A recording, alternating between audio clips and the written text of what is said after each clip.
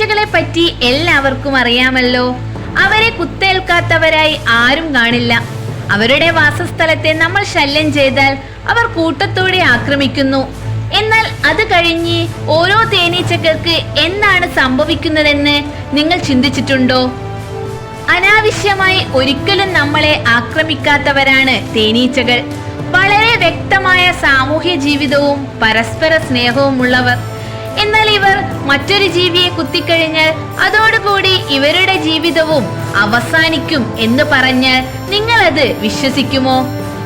നമ്മളെ അവർ കുത്തിക്കഴിഞ്ഞാൽ അവരുടെ സ്കിൻ ഒരിക്കലും പുറത്തെടുക്കാൻ കഴിയുന്നില്ല.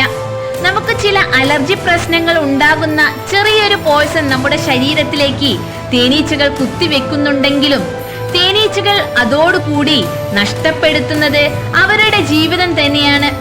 അതായത് അവരുടെ സ്വന്തം ജീവൻ പോലും നഷ്ടപ്പെടുത്തിയാണ് അവർ അവരുടെ വാസസ്ഥലത്തെ സംരക്ഷിക്കുന്നത്.